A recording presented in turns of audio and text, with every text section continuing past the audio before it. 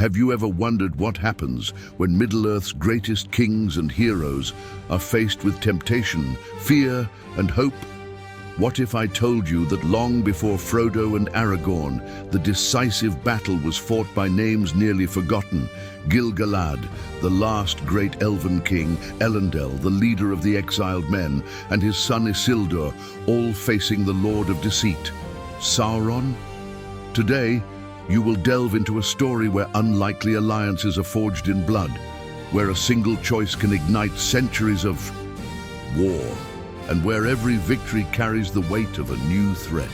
Discover the secrets, the sacrifices, and the mistakes that change the fate of all free peoples, and see how the echoes of these acts still whisper among the shadows of Middle-earth. Now, I want to know, from which corner of the world are you following this epic saga? Tell us your city and what time it is for you. Your participation is also part of this legend. If this universe fascinates you, subscribe to the channel and leave a like. That way you won't miss any episode and help us keep the flame of these legendary stories alive. The Last Elven King and the Rebirth of Hope. When you close your eyes and try to imagine Middle-earth before the war, you might think of shining forests, marble cities, elves dancing beneath the stars, and soft songs in the air. But by the time of Gil-Galad, this brilliance had become only a memory. The elves, a once proud and immortal people, were tired of so much loss. Centuries of war against the terror of Morgoth and his armies had turned what was once beautiful into ruins and silence. And it is against this backdrop of sadness and ash that the figure of Gil-Galad, the last great Elven king of Lindon, emerges. He wasn't just a king. Gil-Galad was like a lone beacon, shining when all other lights seemed to have gone out. While other Elven leaders preferred to hide in secret realms or even set sail for the west, he remained. He stayed to fight, to guide, to try to rekindle that nearly extinguished spark of hope. His story begins not with glory, but with scars. Lindon was the last refuge of the Noldor, Gil-Galad's people, surrounded by memories of what was lost and the constant fear of what was yet to come. Imagine the weight on this young king's shoulders. He inherited not only a crown, but also the responsibility of protecting what remained of his people, and, in a sense, all of Middle-earth. It wasn't just a matter of elven pride, it was a matter of survival. Every decision he made, every council he attended, was an effort to keep alive a flame that insisted on extinguishing. But Gil-Galad was not a cold, distant monarch, trapped in an ivory tower. He made a point of being present, listening to his advisors, walking among warriors and healers, speaking with young and old. This created a genuine connection, a respect that came not only from tradition, but from coexistence. He knew the pain of his people, felt their losses, shared their dreams. It was this leadership style, more human than mythical, that made him a legend even in his lifetime. And the most curious thing, it was precisely in his darkest moments that Gil-Galad shone most brightly. While many elves were already planning to abandon Middle-earth and seek peace in the west, he refused to accept the end. He didn't close the gates of Lindon to the world. Instead, he sought alliances, calling not only elves, but also men and even dwarves to his side. He was one of the few leaders who understood that hope never arises in isolation. It requires unity, dialogue, and the courage to face old hurts. This look to the future, this ability to unite diverse peoples and break down old barriers, made Gil-Galad a rare symbol. He was the king who did not shy away from a fight, as the younger elves called themselves. He was the commander who took up arms alongside his soldiers, who gave speeches not only to inspire, but to remind everyone that the past might still carry weight, but should not be a prison. But make no mistake, Gil-Galad's path was marked by difficult choices. With every step, he faced the shadow of Sauron growing in the east. Each night, he had to comfort families who had lost loved ones in forgotten battles. It was a time when hope seemed foolish, but curiously, it was there that Gil-Galad showed his greatness. Instead of giving in to despair, he chose action. He not only resisted the darkness, but planted small seeds of light wherever he went. The legend of Gil-Galad spread not only among the Elves. Men from every land, from forgotten cities to the shores of Numenor, heard of the king who still dreamed. The dwarves, suspicious as ever, came to respect his steadfastness and courage. Even lesser peoples, such as the Beornings and the Woodmen, found strength in knowing that someone had not given up on them. And perhaps this is Gil-Galad's greatest legacy, not his victories, but the power to reignite the dream. With every gesture, with every word, he reminded the free peoples that darkness only wins when everyone gives up fighting. That's why, to this day, many say he was not only the last great Elven king, but the last to believe that hope is contagious. Now, stop for a moment. Imagine being in someone's shoes from that time, living through days of uncertainty, hearing rumors of war, feeling fear for the future, and suddenly seeing a figure like Gil-Galad emerge, someone who believes in you and in the possibility of a new beginning. What would you do? How would you react to such a symbol? By the way, I'd like to know, where are you following this story from? Where in the real Middle-earth are you now, and what time is it there? Leave your comment, because every corner of our world holds someone who, like Gil-Galad, still believes in the power of a new beginning. And even if the shadow seems to grow ever larger, there's always a spark capable of igniting hope. But you know, sometimes hope only gains strength when it finds unexpected allies. And while Gil-Galad kept his people steadfast, on the other side of history, Sauron's shadow was already plotting his return, and with it, a threat capable of changing everything forever. Sauron, the Lord of Deceit and the Forge of the One Ring. Few names send as much chills down your spine as Sauron. Even before his shadow dominated maps, he was feared by those who knew the old stories. But anyone who thinks Sauron always appeared as the great Dark Lord, shrouded in darkness, and surrounded by armies, is mistaken. No. In the beginning he was subtle, a master of illusion, someone capable of infiltrating the dreams and desires of the wisest, the most powerful, and also the most vulnerable. Sauron was shaped by Morgoth, the first Lord of Terror. He inherited from him not only power, but also a profound understanding that direct fear is not always the most effective path to domination. Sauron understood early on that true conquest is achieved slowly, behind the scenes, in whispered conversations, in irresistible offers that no one realizes are traps.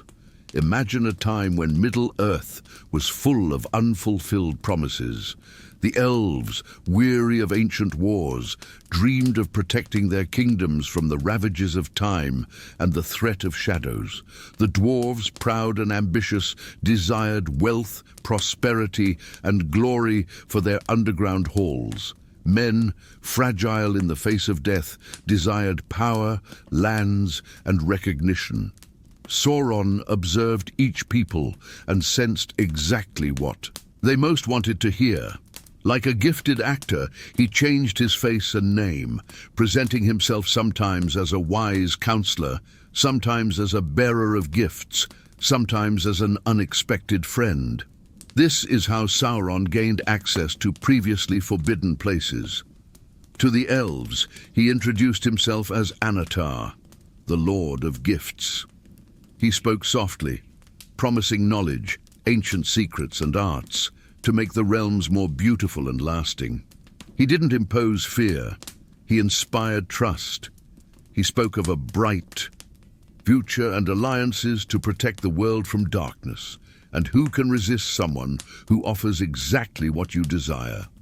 Little by little, he he sowed seeds of desire, pride, and insecurity.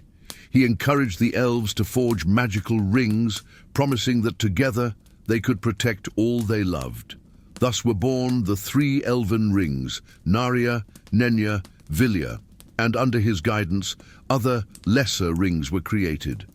He was present at every council, helping, smiling, instilling the feeling that each people could at last control their own destiny. The secret, however, lay in what Sauron did without witnesses, far from the elven cities, in the furnaces of Orodruin, Mount Doom. He secretly forged the One Ring. This was not just another artifact. Sauron placed within it a part of his own essence, his will, his evil. His goal was simple and terrifying: to control all the other rings, and through them all the kings, warriors, and leaders of Middle-earth. With the One Ring on his finger, he could whisper commands and wishes into the hearts of elves, dwarves, and men. No one would be safe. This is where Sauron's danger fully reveals itself. It wasn't a threat coming from outside, like an army looming on the horizon, but rather a corruption that crept in slowly, almost unnoticed. The rings granted power, yes, but they also fueled greed, the fear of loss, the desire for control. Even the noblest began to lose themselves in doubts, insecurities, and desires they couldn't explain. The poison was in each one's heart. When Sauron finally revealed his true intentions, it was too late for many. The kings of men, seduced by promises of glory, were the first to fall. They became wraiths, the Nazgul, slaves to the One Ring. The dwarves, though resilient, became obsessive and reclusive, their halls threatened by greed. The elves, more vigilant, managed to protect themselves in part. But they did not emerge unscathed. They had to abandon many dreams and refuges, for they could no longer trust even their own will. Perhaps the most frightening thing isn't Sauron's army, but the way he makes each people doubt themselves. The enemy takes up residence within each person in the form of doubts, jealousy, and insecurity. And this is the kind of war that never fully ends. There is no wall against secret desires. No sword can cut through temptation. The true power of the One Ring was to transform allies into rivals, dreams into obsession, hope into paranoia. Have you ever stopped to think how many times in your own life a seemingly simple choice hides a trap? How many times have you wanted something so badly that you didn't realize the risk? Let us know in the comments where you're following us from and what time it is. After all, each of us at some point faces our own irresistible proposition. And as the danger spread, as kingdoms began to crumble from within, a small group of leaders began to realize that alone there would be no salvation. Gil-Galad, who had already shone as a beacon of hope in Lindon, began to see that the fight against Sauron went far beyond weapons. It was a fight against fear itself, against temptation. Somewhere, unlikely alliances began to form, and that was when the fate of all Middle-earth began to change. Gil-Galad and the formation of the last alliance. If there's one universal truth, it's that great threats demand great responses. But few things are more difficult than convincing proud and wounded peoples to put old grievances behind them and fight together. And that's exactly what Gil-Galad dared to attempt. If you think it was just a matter of gathering soldiers and marching against Sauron, you're mistaken. The real challenge was healing old wounds and inspiring trust where before there was only distrust. Imagine Middle-earth at this time, each people in their own corner, watching their own suffering. The elves no longer trusted men, remembering ancient betrayals and human kingdoms that had bowed to evil. The dwarves, in turn, ever suspicious, held a grudge from ancient disputes over lands, mines, and jewels. And men themselves, torn between the search for redemption and the fear of repeating past mistakes, wavered between courage and doubt. Gil-Galad knew that his people could not stand alone.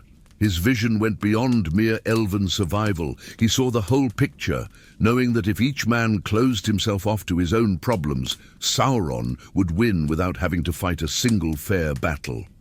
It was time to risk everything, including his pride.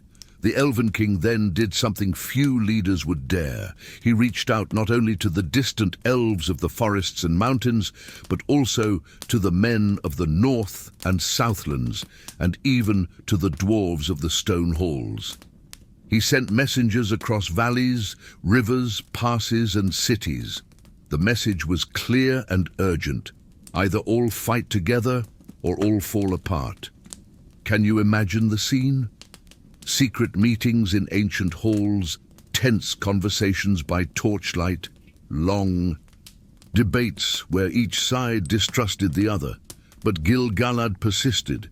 It wasn't just diplomacy, it was inspiration. He spoke of the real danger, but also of what could be achieved. Not individual glory, but a future where every people could live without fear. Most impressively, his proposal was accepted not just because of his fine words, but because he led by example. Gil-Galad was always present, willing to listen, to compromise where necessary, and above all, to show that his commitment was genuine. It wasn't an alliance made of empty promises or fleeting interests. It was a pact sealed by the understanding that, in the face of absolute evil, old feuds were worthless. Little by little, the idea took root. The elves of LOTR and Mirkwood sent warriors, albeit reluctantly. The men of Arnor and Gondor, led by Elendil, accepted the challenge, bringing with them not only swords but a story of downfall and resilience. Even the dwarves, always reserved, decided to join forces, showing that in times of crisis, even the hardest heart can recognize a true ally. The atmosphere was tense, of course. You don't erase centuries of resentment overnight. But there, something unprecedented was born, a force made of differences. Elves, men and dwarves, each with their own culture, weapons and dreams, learned to trust each other out of necessity, but also out of admiration. The bravery of men inspired the elves. The wisdom of the elves soothed human hearts, and the stubbornness of the dwarves ensured that no one gave in to discouragement. The symbol of this unlikely union was Gil-Galad himself. His example echoed among the people. If even the king of the elves was capable of letting go of old grudges, who was the most humble warrior to refuse his outstretched hand? When finally the hosts began to march together, something changed in the air. It was no longer just fear, it was hope.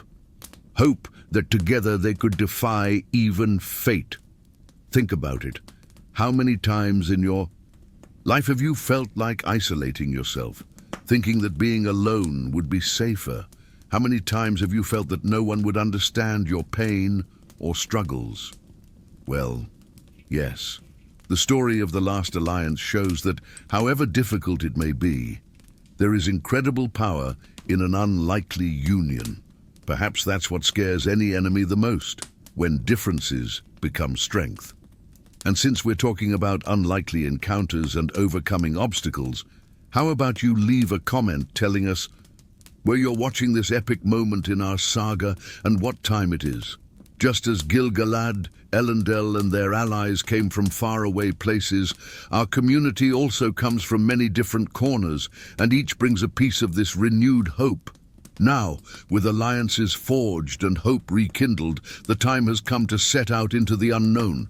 For not every union is assured under duress, and the shadows of Sauron only grow thicker as the armies of the last alliance march into the heart of danger. But sometimes it is precisely in the face of challenge that true courage is found. The lost legacy of Numenor and the arrival of Elendil. There are stories that span generations, carrying a different weight, stories that hurt just to be remembered. The fall of Numenor is one of those, an ancient tragedy turned myth, whispered at night as both a warning and a hope. For many in Middle-earth, Numenor was like a lost Atlantis, a legendary island, forged by the favor of the gods, where men were taller, lived longer, and knew secrets that would make even the elves curious. But even the greatest glories can sink into pride and disgrace. The island of Numenor was a gift from the Valar, the ancient powers, to men who proved faithful in the war against Morgoth, the first Lord of Shadows. For generations, Numenor flourished. Marble cities, golden gardens, grand harbors where ships plied the world. Its people, called the Dunedain, were respected and feared. But, like all civilizations, a time of excess came. The fear of death, the lust for power, envy of the immortal lands of the West, all these began to corrode the heart of Numenor. Until, under Sauron's influence, the island rebelled against its creators and was swallowed by the waters in a night of terror. Imagine the despair of those who survived. An entire land sinking, families torn apart, temples and libraries disappearing beneath the sea. But amidst the waves and destruction, some managed to escape. And leading these exiles was Elendil, called the Friend of the Elves, a silent leader, sad-eyed but full of dignity. He fled not with treasures, but with memories and symbols, with all that truly matters when everything else is lost. Elendil and his sons, Isildur and Anarion, brought what they could: the seed of the Old White, the legendary symbol of hope, the sword Narsil, which still shone even amid the darkness of exile, and most importantly, the spirit of resistance. They arrived in Middle-earth not as conquerors, but as survivors. They had lost everything: home, friends, pride, and yet they resolved not to be overwhelmed by tragedy. They built Arnor in the north and Gondor in the south, two kingdoms raised amid the ruins, each stone filled with longing and the promise of a new beginning. Elendil's people did not forget Numenor, but they did not let grief become a prison. Instead of surrendering to mourning, they redefined each symbol. The planting of the new Old White became a symbol of hope. Narsil became a reminder that every loss can generate strength. The exiles became an example to the peoples of Middle-earth, showing that even when all seems irretrievably lost, it is still possible to build something greater than the ruins. Elendil was respected by all. He was not the strongest in battle, nor the wisest among the elders, but he possessed that which no disaster can drown: dignity. He spoke little, listened much. He walked among his men and women as one who understands the pain of others but refuses to be overcome by it.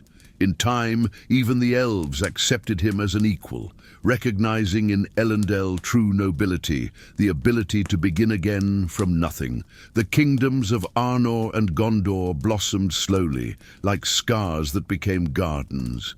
With each generation, children and grandchildren heard of the lost island, but also of the courage to refuse to surrender to darkness. Narsil was passed from hand to hand, not as a relic of war, but as a reminder that every weapon can be an instrument of reconstruction, not just destruction. And it wasn't just the cities that were reborn. The very spirit of hope spread, infecting other peoples. Ordinary men found themselves capable of heroic deeds, having learned from Elendil that it is not the fall that defines a life, but what you do after you rise. Thus, the exiles of Numenor, once seen as a cursed people, became leaders of the last great uprising against Sauron. That's the beauty of legacy.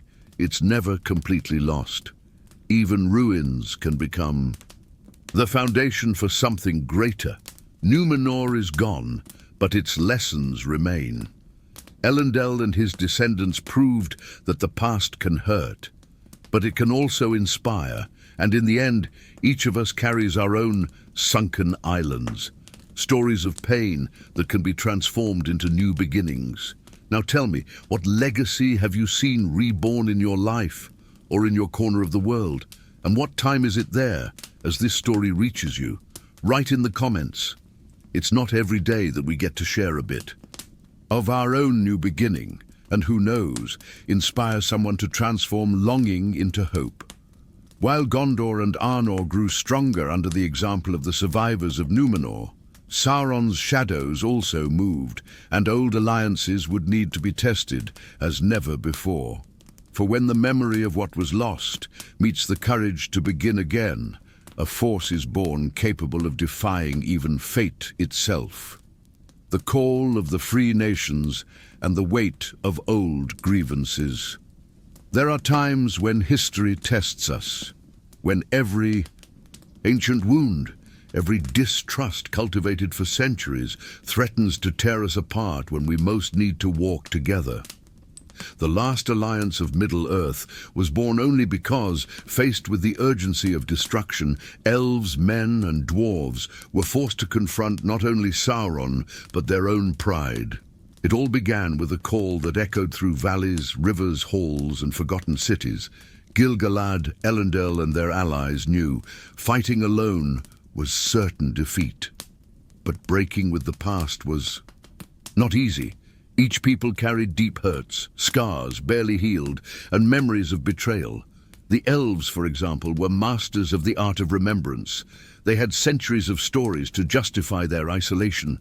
Men who sold themselves to evil, dwarves who fought with them for treasure and land, and even elves from other kingdoms who distrusted each other when everything fell apart.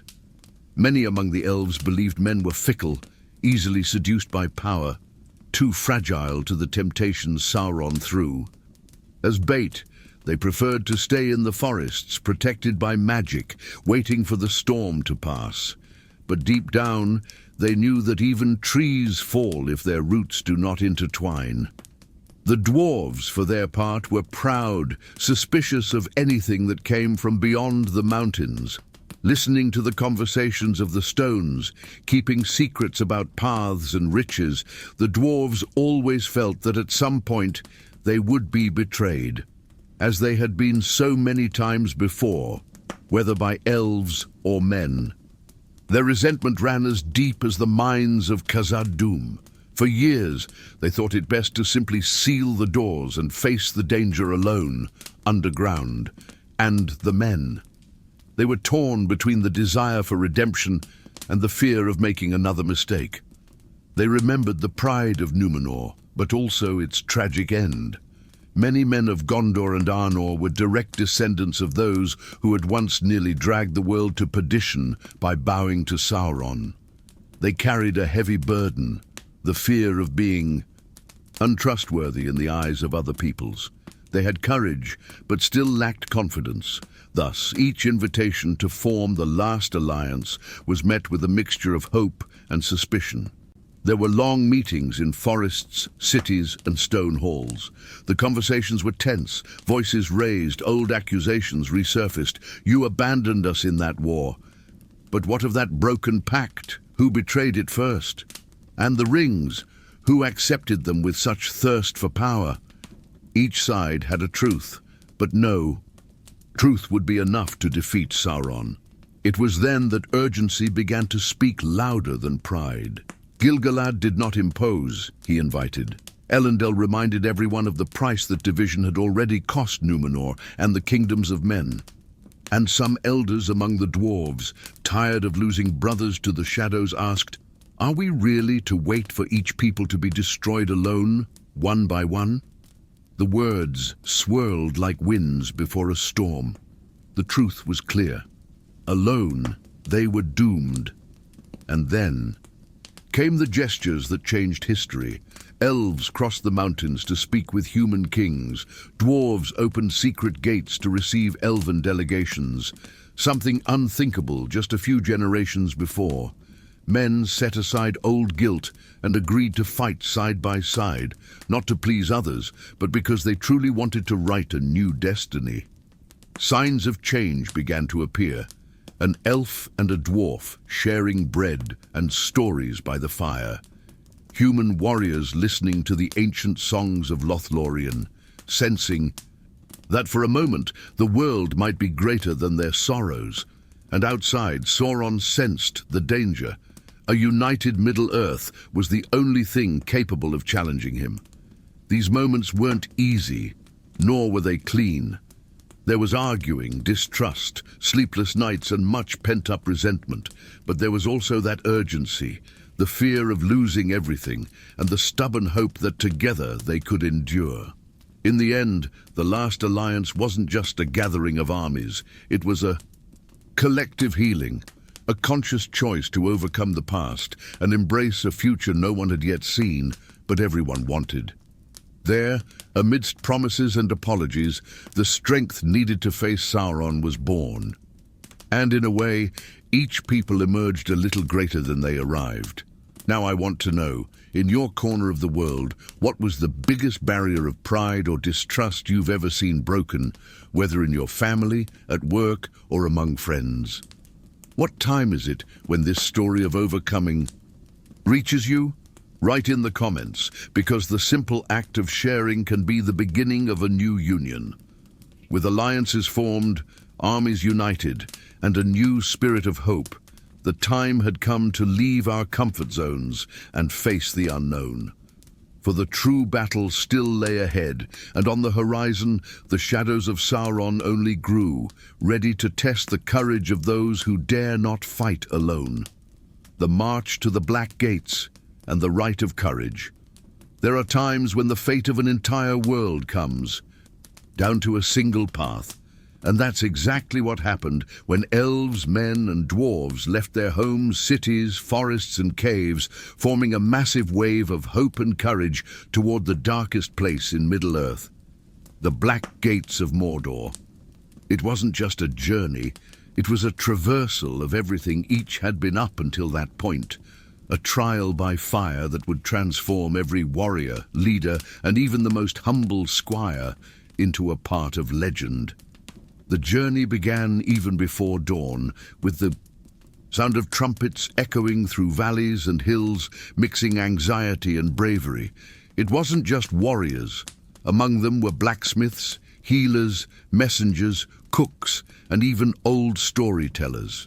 For everyone knew that on this march, anyone could be called upon to be a hero. The morning chill was only the first obstacle. With each step, the Allied forces faced slippery trails, treacherous rivers, misty valleys, and shadows that seemed to grow denser the closer they got to Mordor. The logistics of this mobilization were a feat in themselves. Thousands of mouths to feed, horses to protect, tents to set up and take down day after day, never knowing if there would be safety to sleep.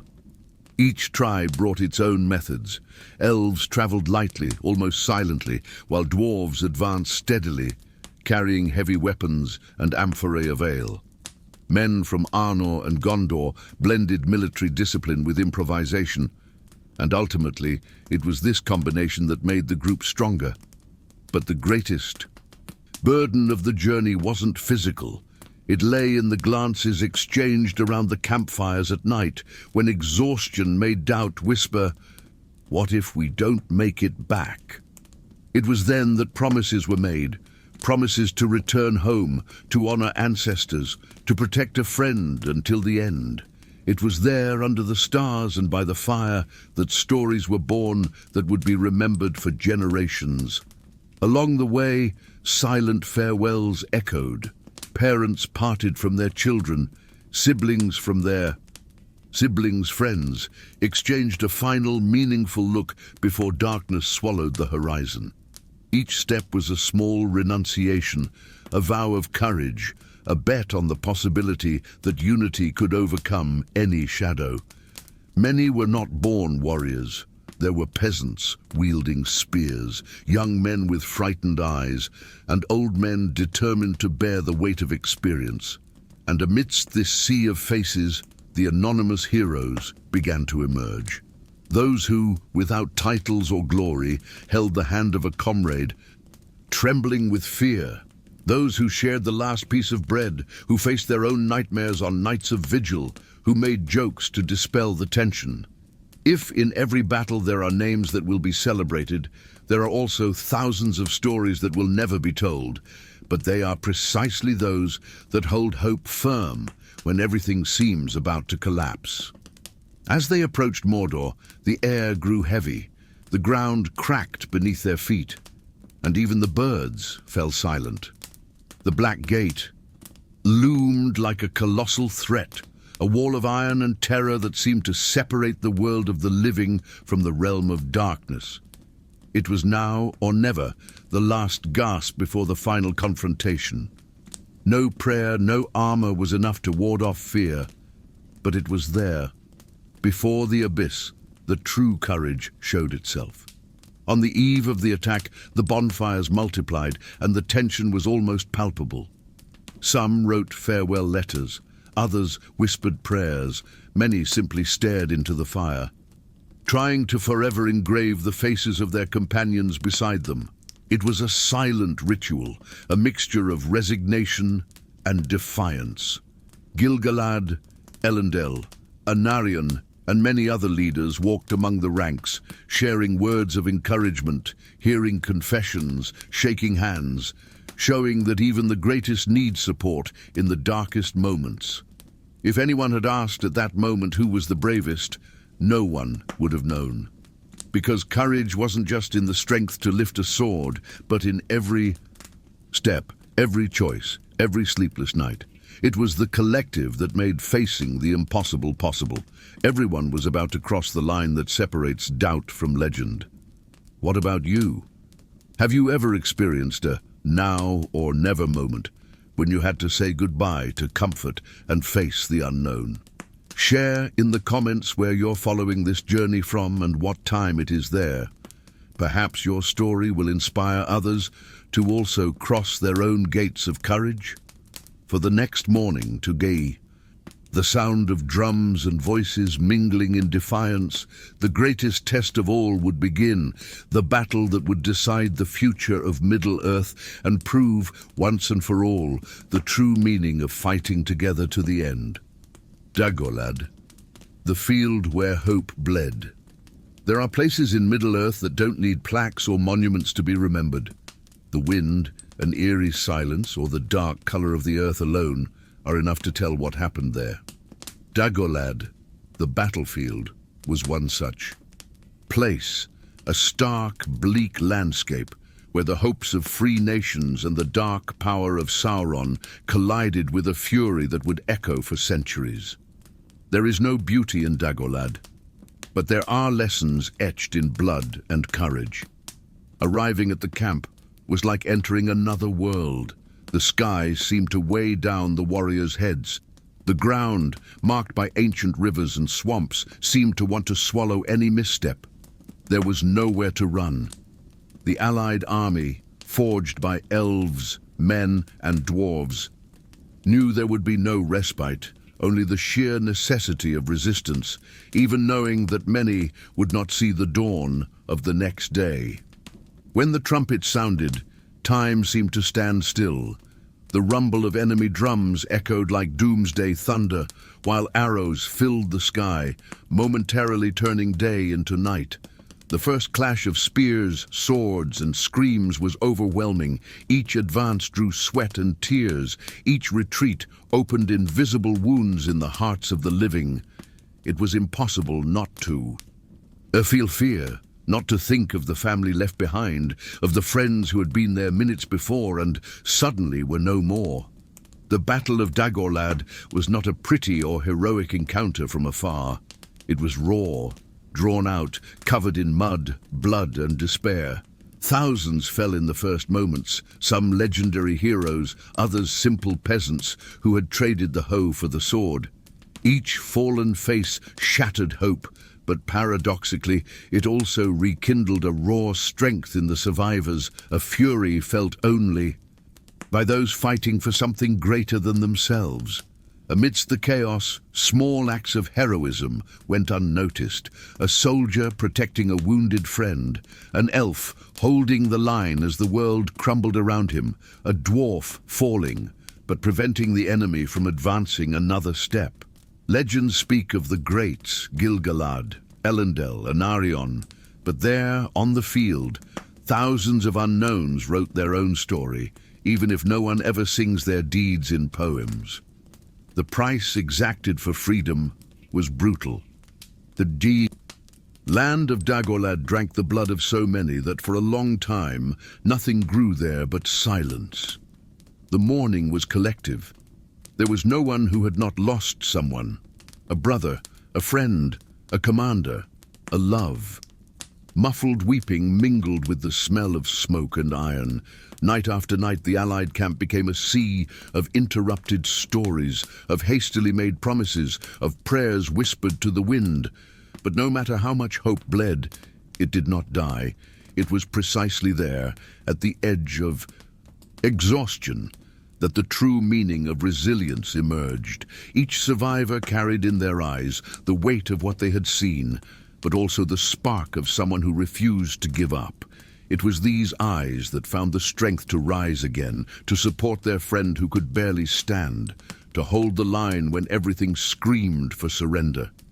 Dagorlad was not just a battlefield, it was the ultimate test of the spirit of free nations. There, pride gave way to brotherhood, fear to determination. Those who survived emerged forever changed, with scars that not even time can erase, but also with the certainty that no sacrifice was in vain. The echo of this sacrifice would continue to inspire future generations, reminding them that even when all seems lost, hope may bleed, but it never dies.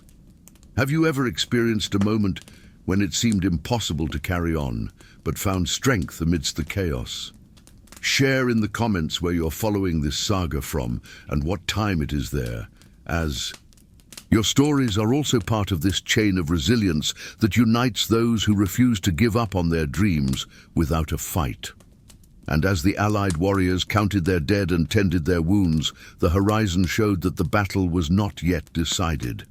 The siege of Barad-dur, Sauron's stronghold, was about to begin, and the price of victory would prove even higher for all who dared dream of freedom.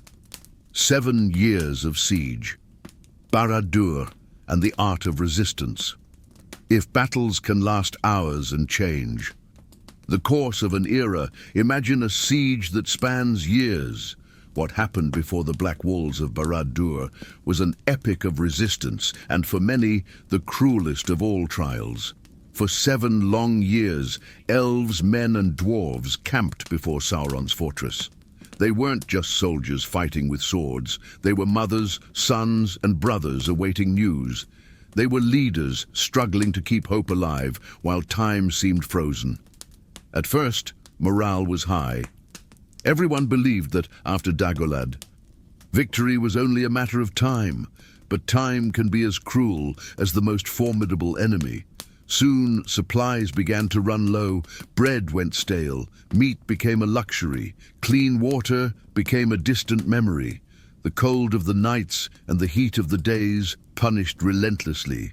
When it wasn't an empty stomach, it was a high fever or diseases that spread among the tents, silently taking friends and comrades without the glory of the battlefield. And don't think Sauron waited passively. Surprise attacks swept through the camps at dawn, monsters and orcs seizing the opportunity, emerging from the shadows to sow panic. Whenever an attack was repelled, exhaustion overcame the defenders. The fear of being caught off guard meant few could sleep well. Physical fatigue gave way to mental exhaustion, and it was on this invisible terrain that Sauron sought to prevail, undermining hope from within. The Alliance leaders quickly realized overcoming the siege wasn't just about surviving the enemy, but also one's own doubts. Gil-Galad, Elendil and other commanders became more than warlords. They became older brothers, advisors, friends. They spent their nights wandering among the tents, listening to stories, sharing their meager food, comforting those who had lost a brother or a son. There, far from the comfort of the walls and the grandeur of the palaces, every gesture of solidarity turned to gold.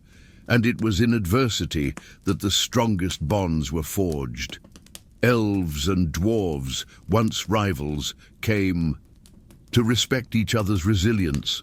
Elves shared healing techniques. Dwarves taught how to reinforce trenches and dig safe shelters.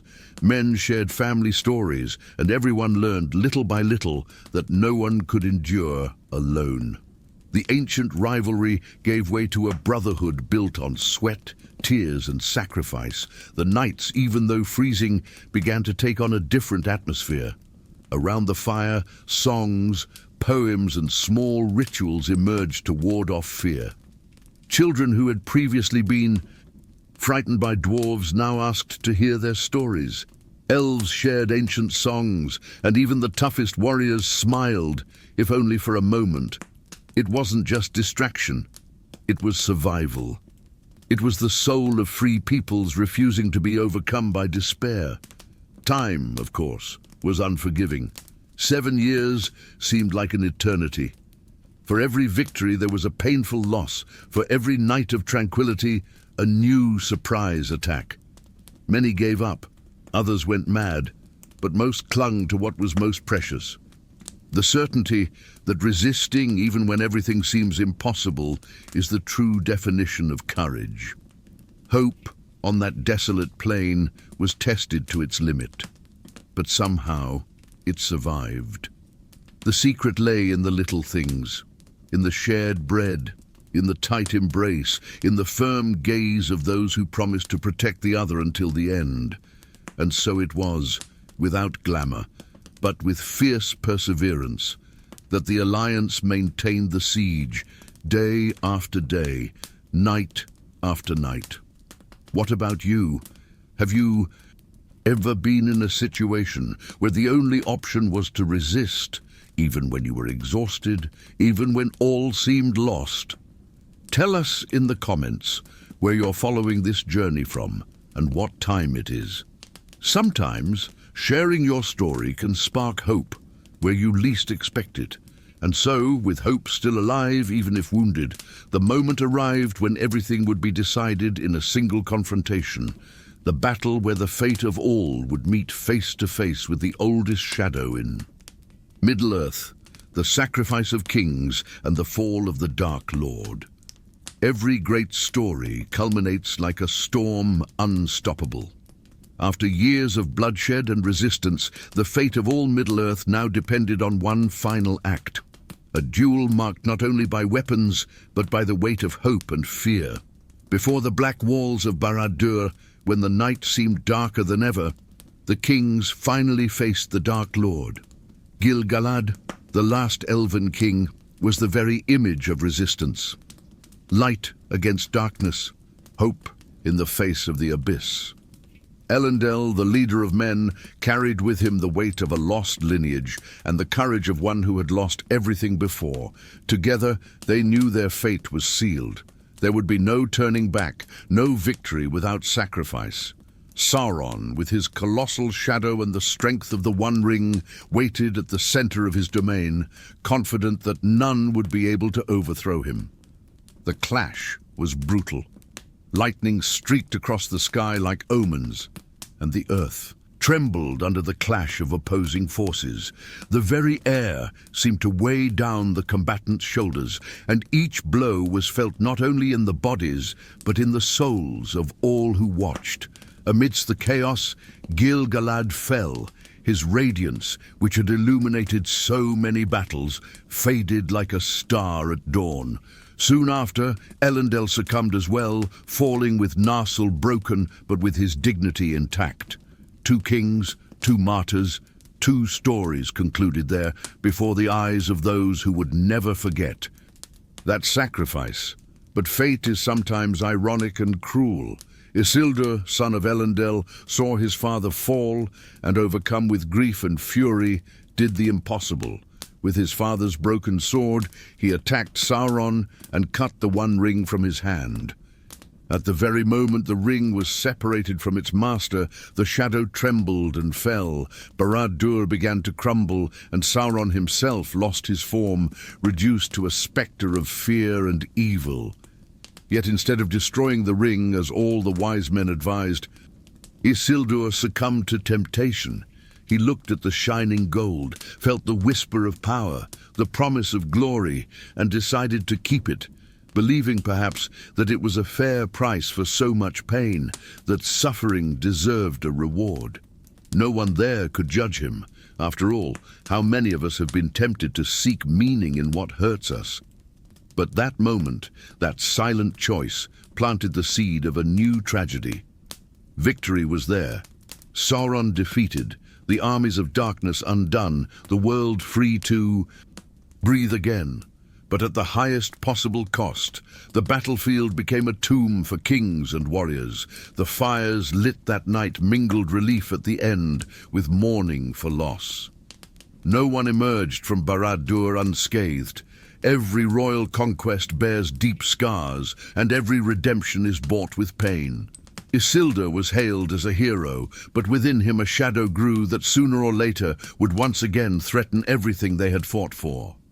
Among the living, there remained the heavy silence of those who knew that victory carried the bitter scent of tragedy, for evil rarely dies completely and always finds a new way back. Have you ever experienced a situation where victory brought more doubts than certainties? What scar, visible or not, is part of your own story of overcoming?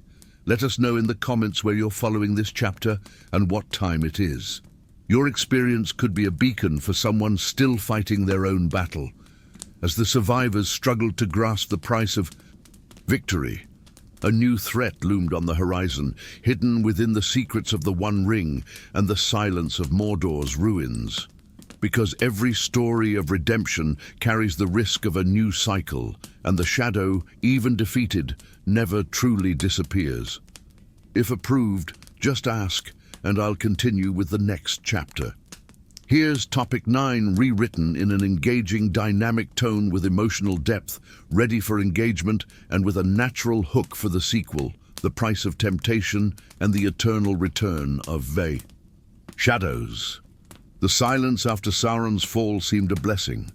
The trumpets of victory echoed throughout Middle-earth, and for a time the free peoples breathed a sigh of relief, as if all their pain and fear had finally found rest.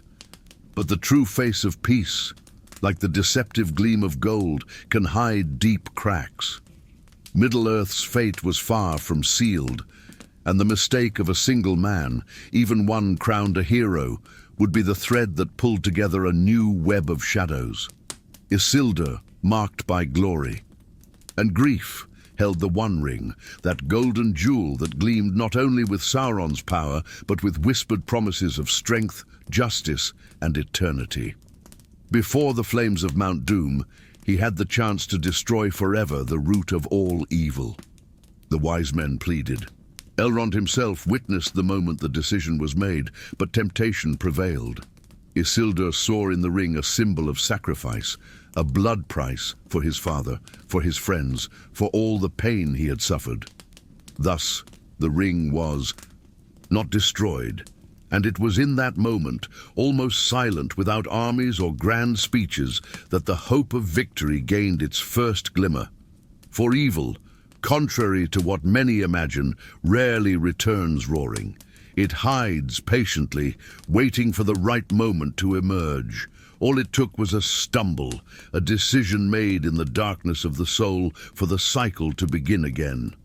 The peace that followed was one of illusion and silence. Isildur carried the ring like a secret, fastened around his neck, believing he controlled its power.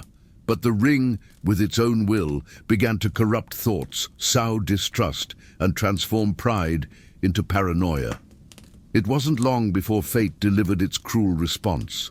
On the misty banks of the Anduin, Isildur was ambushed by orcs, and as he attempted to flee, the ring betrayed its bearer, slipping from his finger and disappearing into the river's deep waters. The hero fell, and the precious vanished into oblivion, or rather entered a new cycle of waiting. For centuries, the ring remained a whisper in legends, a fear in old tales, a story few took seriously. The kingdoms of men dwindled, royal lines were lost amid wars, betrayals, and weariness. The elves retreated to their havens, and the dwarves turned to the depths. Peace, after all, was but a mist shrouding the ruins of great conquests. Somewhere, Sauron, now bodiless, still whispered on the wind, waiting for his chance to rise again. The world lived a kind of dance between hope and shadow, with an air of something not fully resolved. The lesson left for those who came after was clear, but rarely understood. Evil never completely disappears. It lurks in seemingly small choices, in missed opportunities, in vanity, or in the thirst for power. Every great war can be won on a battlefield, but the real fight continues within the hearts of men, in the temptations of everyday life, in the moments when no one is looking. And that is why every choice, every renunciation or concession resonates. For generations, the greatest tragedies are almost never born of open hatred, but of silence, of omission, of an unresolved desire. The lost ring, dormant beneath the waters of Anduin, was but a reminder. Danger can return from where least expected. And hope? Well, it never dies either, for there are always those who rise up against the shadow, even if alone. Have you ever felt the weight of a seemingly small choice that changed so much in your life? Or have you ever felt like the past is coming? Back to test your courage. Share in the comments where you're following this saga from and what time it is. After all, we all in some way participate in this eternal dance between light and shadow. Because Middle-earth never completely sleeps, and new chapters always await those who never give up the fight. Don't let the story end here. Subscribe to the channel, activate the bell, and leave a like to be part of this legendary journey through Middle-earth. Your presence keeps the flame of great legends alive.